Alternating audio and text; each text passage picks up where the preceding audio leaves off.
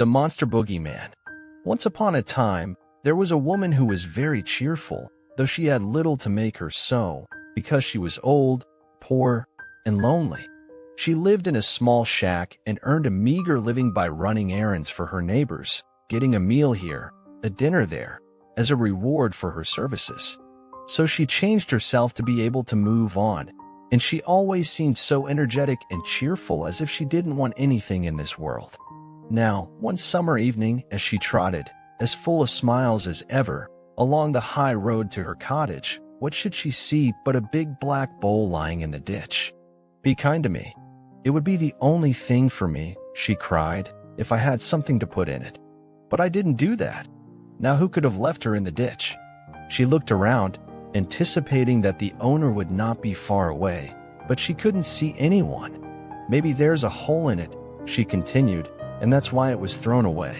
But it would be nice to put a flower in my window, so I'm taking him home with me." With that, she lifted the lid and looked inside. "Have mercy on me," she cried, completely astonished. "If it's not full of gold nuggets, that's luck." And so it was full of big gold coins. Well, at first she simply stood there, wondering whether she was standing on her head or her heels. Then she started saying, "Loss, but I feel rich. I feel so rich." After saying this several times, she began to wonder how she was going to get her treasure back home. It was too heavy for her to carry, and she could find no better way than to tie the end of her shawl to it and drag it behind her like a little cart. "It's going to get dark soon," she said to herself as she walked around. "So that would be much better. The neighbors won't see what I'm bringing home, and I'll have all night to myself, and I'll be able to think about what I'm going to do. Maybe I'll buy a big house and sit by the fire and drink a cup of coffee and tea and do no work at all like a queen. Or maybe I'll bury it at the foot of the garden and keep a little of it in the old china teapot on the chimney piece. Or perhaps Judy.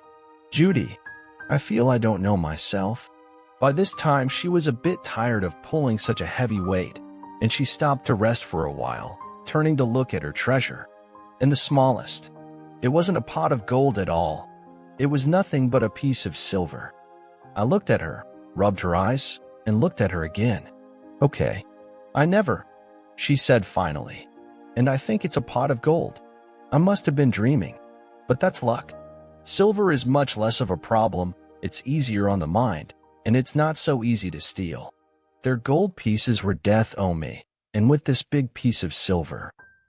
So she set off again to plan what she was going to do, and felt as rich as she was, until she became a little tired again, and she stopped to rest and looked around to see whether her treasure was safe or not.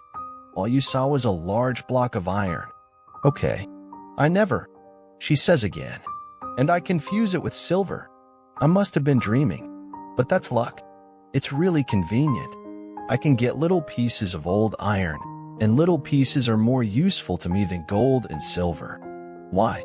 I shouldn't have slept even," he winked for fear of being robbed. "But the little piece will be useful, and I will sell this iron for a large sum and become real rich, very rich." So, she was full of plans about how to spend her money, until she stopped again to rest and looked around to see that her treasure was safe. This time she only saw a large stone. "Okay. I never," she cried, full of smiles. "And I think I mistook it for iron. I must have been dreaming. But that's luck really, and I want a stone so bad to open the gate. Oh my, but it's a change for the better. It's good to have good luck."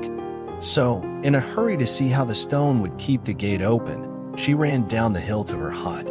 She opened the gate and turned to untie her shawl from the stone that lay on the path behind her.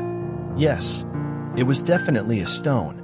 There was plenty of light to see him lying there, quiet and peaceful as a stone. So she bent over him to untie the end of the shawl, when, oh my God! Suddenly, he jumped up, screamed, and in an instant became as big as a haystack. Then he lowered 4 big skinny legs and threw up 2 long ears, fed a great long tail and set off, kicking and screaming and neighing and laughing like a naughty, mischievous boy. The old woman stared at him until he was completely out of sight, and then she burst into laughter as well. "Good," she laughed and said, "I'm lucky. Totally the luckiest body here.